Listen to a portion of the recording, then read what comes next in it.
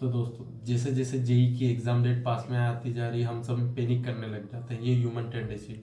But इस video में मैं आपको बताने जा रहा हूँ कि क्या चीज़ फॉलो मैंने की और क्या चीज़ आपको फॉलो करनी चाहिए ताकि आप उस प्रेशर को ओवरकम कर सके। तो शुरू करते हैं इस वीडियो को, चलिए मेरे साथ।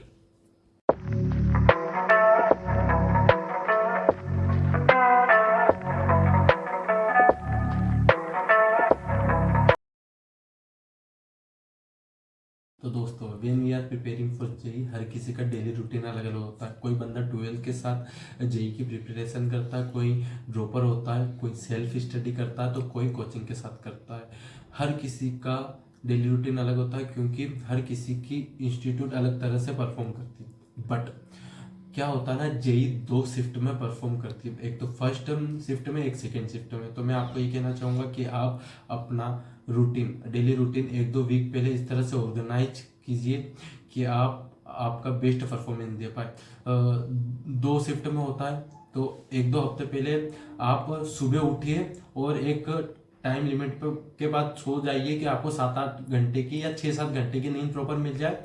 और 1-2 हफ्ते पहले, तो चाहे वो फर्स्ट शिफ्ट में हो या चाहे सेकंड शिफ्ट में हो, आप दोनों टाइम में अपना बेस्ट दे पाएंगे। कंप्यूटर स्क्रीन, बहुत सारे बच्चों के लिए कंप्यूटर स्क्रीन एक नया एक्सपीरियंस होता है, बहुतों की हैबिट में नहीं होता क्योंकि वो इतने सालों से बस जी के लिए प्रिपेयर कर रहे थे। मैं आपको मेरा एक्सपीरियंस बताना चाहूँगा कि 1-2 वीक पहले आप खुद को कंप्यूटर स्क्रीन से यूज टू कर दीजिए, क्योंकि कभी कभी कोई दिक्कतें आ जाती है, चाहे माउस की दिक्कत हो, चाहे कीबोर्ड की दिक्कत हो, चाहे कंप्यूटर स्क्रीन की दिक्कत हो। आपको ज़रा भी पैनिक नहीं होना है। ड्यूरिंग द पेपर भी कभी कभी कोई दिक्कत होती है, तो आपको ज़रा भी पैनिक नहीं होना। आपको आपकी सीट पर बैठे रहना, आपके जो रूम के इन्विजिलेटर है वो आकर खुद उसको सही करेंगे। मैं खुद का एक्सपीरियंस बता रहा हूँ कि जब मेरा पेपर हो रहा था तो मेरे पास में एक स्टूडेंट बैठा था, तो उसकी स्क्रीन बंद हो गई थी, ठीक है। तो वो पैनिक कर गया, बट उसका स्क्रीन 5 मिनट में ही सही हो गया था। और अगर एक ये बात हमेशा, ये बहुत इंपॉर्टेंट बात है, ध्यान देना कि अगर आपकी स्क्रीन में कोई इशू होता है तो आपको एक्स्ट्रा टाइम देते हैं, वो एक्सटेंड करते हैं, तो आपको पैनिक जरा भी नहीं करना है। वो भाई पैनिक करा और उसका पेपर बिगड़ा, याद रखिए, पैनिक नहीं करना। ओके। टाइम मैनेजमेंट, जैसे कि वेन अपन पेपर देते हैं, तो क्या होता है ना, एक वर्ड जिसको आप ध्यान में रखिए, मोमेंटम। कभी कभी ऐसे क्वेश्चन शुरू शुरू में क्या होता है ना, जेई का पेपर इस तरह से पैटर्न होता है, वो इजी टफ का नहीं होता, वो साइकोलॉजी का पेपर होता है। समझिए मैं किस हिसाब से कह रहा हूँ। शुरू शुरू में वो क्वेश्चन ऐसे टफ दे देंगे जो आपसे बनेंगे नहीं। मेरी बात मानिए, क्या मैंने बोला था, मोमेंटम। शुरू शुरू में ऐसे क्वेश्चन मत कीजिए जो आपसे बन ना रहे हो। ऐसे क्वेश्चन कीजिए जो इजी लग रहे हैं, जो आपने पढ़े थे उनमें से बैठ रहे हैं, या जो फर्स्ट अटेम्प्ट में ही हो रहे हैं। धीरे धीरे आपके मोमेंटम आप बिल्ड करते जाइए। एक क्वेश्चन कीजिए, 2 क्वेश्चन कीजिए, 3 क्वेश्चन कीजिए। जैसे जैसे आपका मोमेंटम बिल्ड होता जाएगा तो आपको खुद को कॉन्फिडेंस आएगा। और मेरी बात मानिए, मेरा सेल्फ एक्सपीरियंस है कि जब आप वापस लौट कर उस क्वेश्चन पे आएंगे तो आपसे वो क्वेश्चन भी हो जाएगा।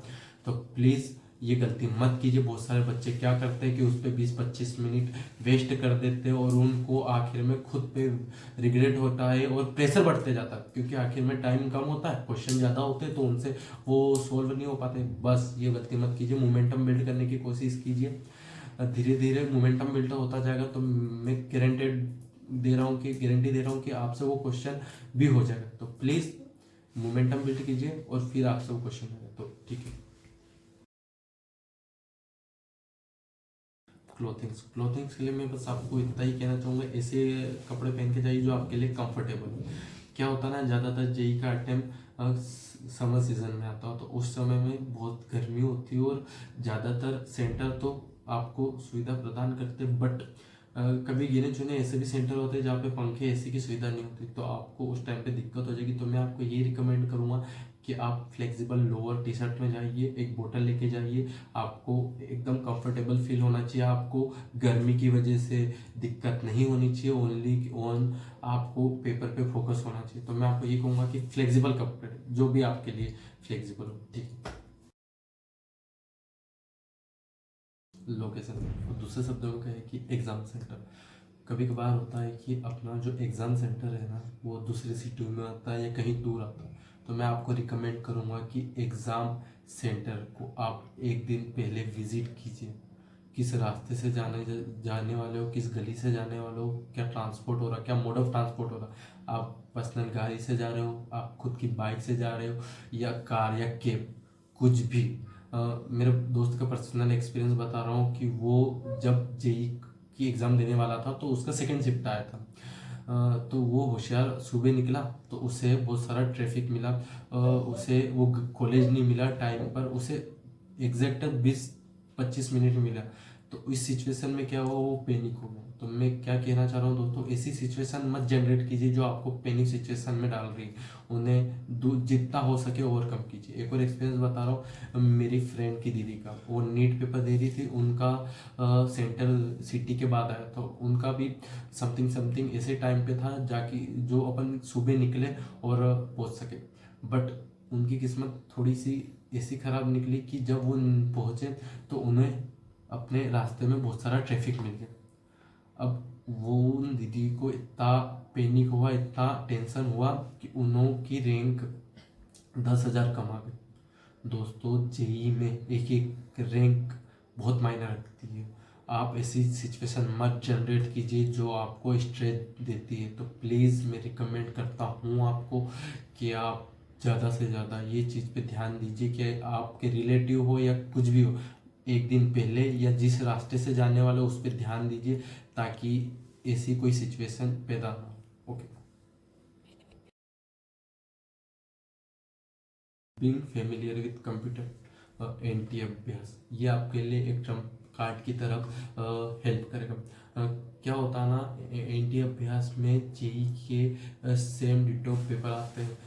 इसमें सब्जेक्ट वाइज पेपर भी आते हैं, इस पर फुल सिलेबस चैप्टर भी आता है। ये आपके लिए बहुत हेल्पफुल होता है। जब आप फुल लेंथ टेस्ट देते हैं तो आपके लिए रिकमेंड होता है कि आप एरोप्लेन ऑफ करें। अगर आप एग्जिट करने की कोशिश करते हैं तो वो ऑटोमेटिकली सबमिट हो जाता है। अगर आप ऑन करने की नेट ऑन करने की कोशिश करते हो तो वो आपको टाइमर देता है 6 सेकंड के लिए। अगर आप नेट ऑन ऑफ नहीं करते तो वो आपको एग्जिट कर देगा ऑटोमेटिकली। तो मैं आपको रिकमेंड करूँगा कि आप एनटी अभ्यास दीजिए, ताकि आप उसके फंक्शन समझ पाइए कि क्या क्या होते हैं। जैसे क्या होता है ना, अपन जब पेपर देते तो उसमें राइट साइड ऑप्शन बताते हैं कि आपने कितने आंसर किए हैं, कितने आपने रिव्यू के लिए दिए हैं, कितने आपने अटेम्प्ट नहीं करे, कितने आपने अटेम्प्ट करे। रिव्यू का फ़ायदा बहुत सारे बच्चों को पता नहीं होता, पर मैं आपको बता रहा हूँ कि अगर आपसे क्वेश्चन नहीं बन रहा पर आपको लगता है कि मैं बाद में आके बना लूँगा, तो आप उसको रिव्यू पे टच कर देंगे। और जब आप वापस आएंगे तो सपोज आपने 10 क्वेश्चन नहीं करे पर आपने रिव्यू के लिए 5 डाले, तो आप फटाक से उनको चूज कर लेंगे और आपका टाइम भी बचेगा और आपको जो करने थे वो एक्यूरेट क्वेश्चन भी मिल जाए। तो आप इस फंक्शन का यूज़ करने के लिए आप एनटी अभ्यास पे मिनिमम जितने आपसे टेस्ट हो सके आप उन्हें दीजिए, जो आपके लिए और आप फेमिलियर कर देंगे कंप्यूटर स्क्रीन का। और ओके।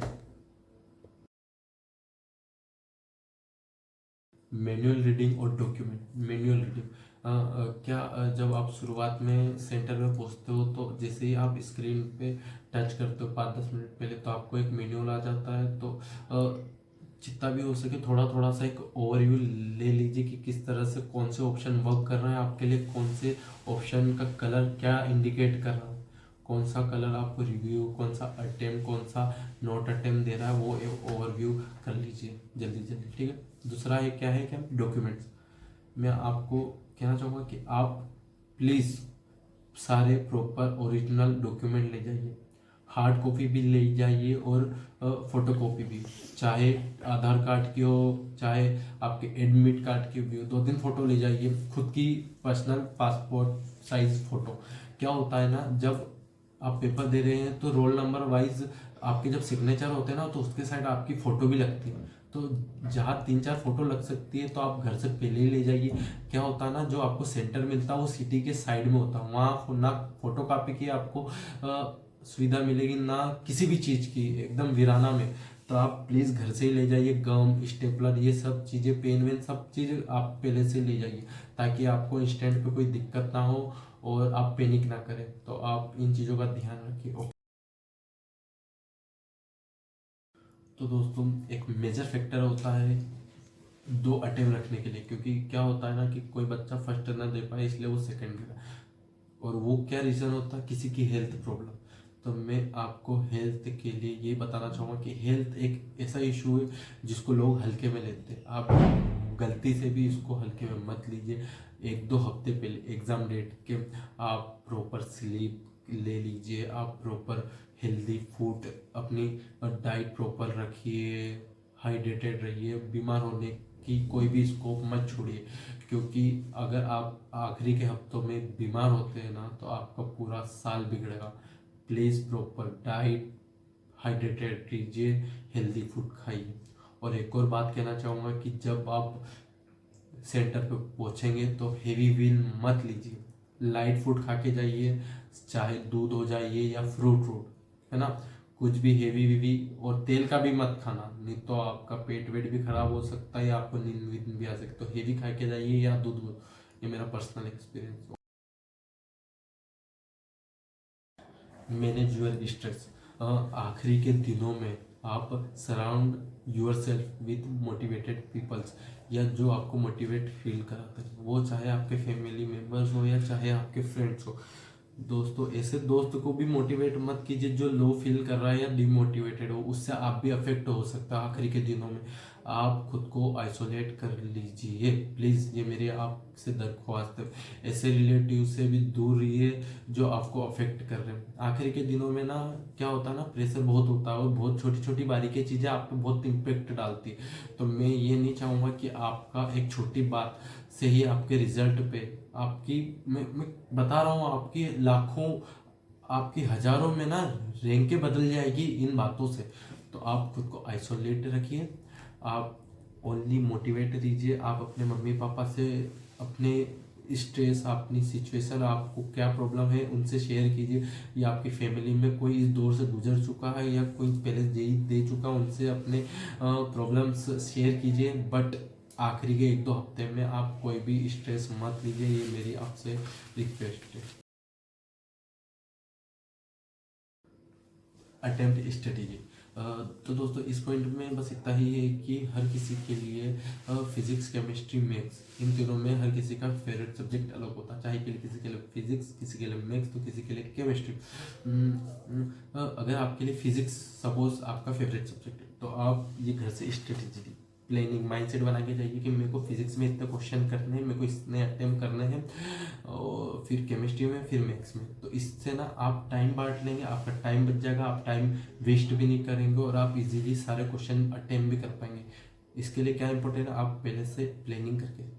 तो दोस्तों ये कुछ चीज़ें थी जो मेरा एक्सपीरियंस था, तो मैंने सोचा आपके साथ एक शेयर कर दूं।